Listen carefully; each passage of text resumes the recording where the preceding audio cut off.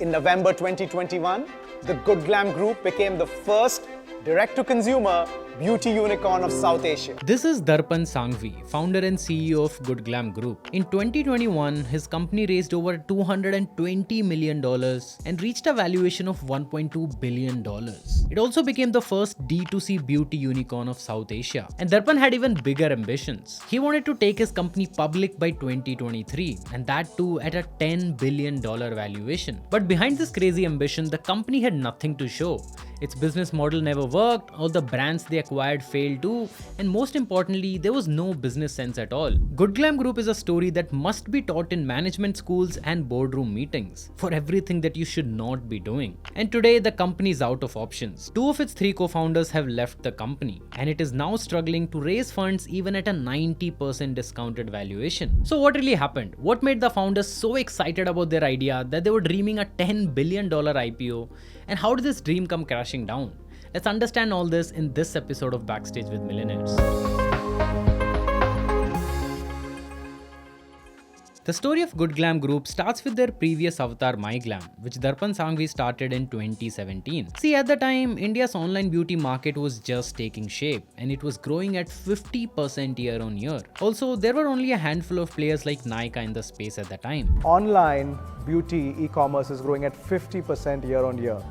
And there are hardly any makeup brands in India. You come to India, there are barely 4 or 5 makeup brands here today. We saw that opportunity. We thought this is a great time to build a brand. So in October 2017, Darpan launched MyGlamm as an online beauty brand. Now, in the early days, MyGlamm was fairly successful. They closed their financial year 2017 with a revenue of 13.7 crore rupees. Not bad for the first year for a D2C brand. But there was a problem behind these numbers. Their CAC, which is customer acquisition cost, was as high as $15 or almost 1,000 rupees. And this was very high, since at the time, average order value of this industry was around 750 rupees. So clearly MyGlamm was losing money on every order. And this was when Darpan came up with a genius plan. A plan to reduce their CAC from 1,000 rupees to almost zero. And what was it? Organic content. See, the idea was simple. Instead of paying Google and Facebook to bring customers to MyGlamm's website, they would instead write articles, create beauty tutorials, and thus bring in customers organically. And once they have customers consuming their content, they will sell them beauty products. This is called content to commerce. And it wasn't anything new. Many companies in the West were doing it, but it was first of its kind in India. And now the question for Darpan was how to do it. See, when you hear this strategy, it sounds very simple. You start creating organic content to get customers and then sell whatever you want to them at effectively zero CAC.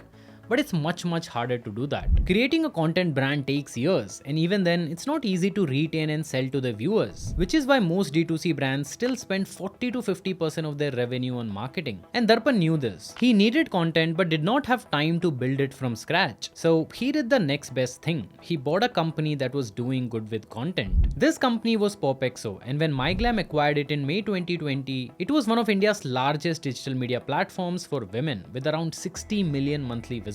And this was a perfect match for both companies. MyGlamm needed a content platform and POPxo had a massive audience but no way to monetize it. And by merging the two, MyGlamm turned content into direct sales. Within a year of this acquisition, traffic on MyGlamm's website increased from 30,000 to 250,000 customers per month. And at the same time, their CAC was reduced from $15 to just $1. And this helped them turn operationally profitable. This was a great deal for the company. And also this year was 2021, the best year for ambitious founders like Darpan. This was the year when Indian startups raised the most funding in any year. And this is exactly what Darpan did. He sold a big dream to the investors. Basically, what he did with POPxo, he wanted to scale it by acquiring more such brands. This vision helped him to first raise a Series C round of $71 million and then within just 4 months, Series D round of $150 million. That's a lot of money in a short span of time. Also, this funding helped the company become a unicorn. And not just another unicorn, it was South Asia's first beauty D2C unicorn. And Darpan had much bigger plans. He wanted MyGlamm to be a $10 billion public company in 2 years. And so with this vision and a lot of money in the bank, Darpan got to work. He announced that they would be buying 4 to 6 such brands for 2000 crore rupees. And his plan was simple. First, buy content platforms that target different set of audiences. And then buy D2C brands that would sell to those audience and hence create a digital FMCG brand in India. Basically, success with POPxo had convinced Darpan that he could scale it with more brands and build a digital FMCG conglomerate in India. So the way HUL runs a large FMCG business by acquiring multiple brands and building offline distribution, Darpan wanted to do the same online. And since he was building it online, he thought he could build such brands quicker than HUL. To achieve this, the first thing Darpan did is rebranding. So MyGlamm became the Good Glamm Group, and this group had 3 key pillars. First was the Good Media Company, which focused on creating content for different online demographics, and these are the companies they acquired to do it. The second pillar was the Good Creator Company. This was basically different influencer marketing companies, and they would help build trust by spreading content through creators that their customers and audience trusted. And finally, they had the Good Brands Company, where they built or bought brands which would sell products to these customers. This model helped the company bring all the brands they acquired under one umbrella and centralize their operations. And as a result, by the end of 2022, the company had access to hundreds of millions of customers. And all that was remaining was to monetize this massive user base. In FY23, Good Glamm Group's revenue had grown to 600 crore rupees. This was more than 10x growth in just 2 years. But while their revenue was growing, so were their losses. In the same period, the company's losses increased from 43 crore rupees to 917 crore rupees. In just 2 years, the company had spent almost 2200 crore rupees. This is some next level of money burning, and most of this money went into acquiring new brands. Now, acquiring brands in itself is not a problem, but the way Good Glamm Group did it was totally unsustainable and reminds me of Byju's way of doing things. See, their thinking was, let's raise X amount of funding. Now use all this money to acquire a bunch of brands, and this will increase your total revenue as you now own all these brands and all their revenue is your revenue. This increases your total valuation, and so now you go ahead and raise even more money and then repeat this process. Now this strategy only works if you keep raising money. Once the funding dries up, this model comes crashing down. It's like a pyramid scheme where you first add 2 people and then those 2 people add 2 more people, and it works as long as new people keep joining. And once that stops, the model falls apart. The same thing happened with Good Glamm Group. They kept spending money to acquire new brands and in the process lost a lot of money with the thinking that they would worry about the losses later. This was the first big mistake by the company, unsustainable acquisitions. The next and even bigger mistake the company made was that they completely failed to understand the content market. Let's take the example of POPxo. Until 2020, it was one of the biggest online communities for women, reaching 50 million women monthly across social media platforms. But today, despite having 2.7 million subscribers on YouTube, they haven't posted a single long form video since November 2023. And even their short form content rarely gets more than 20,000 views. So what went wrong? See, until 2020, brands like POPxo had become big because India's creator economy was still very small. But 2020 changed everything. Over 120 million people in India lost their jobs due to the pandemic. And this created a new wave of independent content creators. The number of total content creators in India has increased from 10 lakhs in 2020 to 40 lakhs in 2024. So suddenly POPxo was competing with thousands of relatable independent creators. And because POPxo never evolved its content strategy, its audience gradually shifted to these new age creators on YouTube and Instagram. So while at one time they got millions of views, now they get a few thousand views per video. And same thing happened on their Instagram too. And Good Glamm Group completely failed to understand this. So while they were acquiring new brands,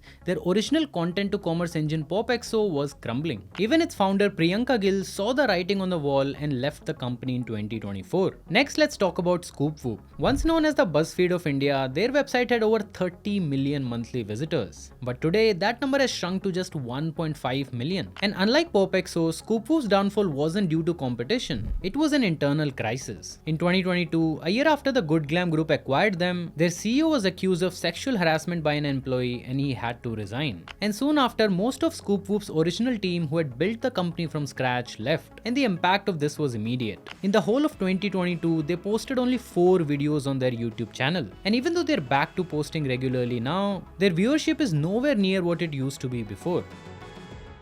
MissMalini faced a similar fate. Despite its founder Malini Agarwal still being with the Good Glamm Group, the brand's content has become outdated and unrelatable. So while independent influencers are producing fresh and engaging content, MissMalini remains stuck in the past. Now, with the engagement declining on their content platforms, their D2C brands are suffering too, as people are no more buying their products. And as a result, the founders of the D2C brand the group had acquired have also started leaving. Take the Moms company for example. In 2021, the Good Glamm Group spent 500 crore rupees to acquire it. And by 2023, when the acquisition was completed, both of its founders had exited. And the same pattern repeated with Sirona and Organic Harvest, which were acquired in 2021 and 2022 for 450 crore rupees and 250 crore rupees. The main pillars of Good Glamm Group had crumbled by now, and this reflected in senior leadership too. Two of the three co-founders who started this company have left, and this leaves Darpan alone in charge.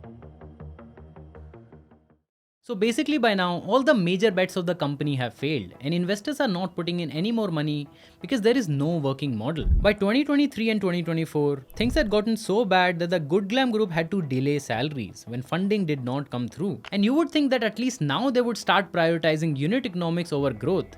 But instead, they doubled down on expansion. In 2024, the company further pushed for offline retail and even launched Win Beauty in the US as a joint venture with Serena Williams. The irony? Well, while trying to make a mark in the US, they were struggling to pay employees and vendors back in India. Another leaf out of Baiju's playbook. And you know what's shocking is that everyone in the company knew that their model is not working, and that too for many years. Still, no one did anything. And once things got out of hand, both employees and board members started leaving the company.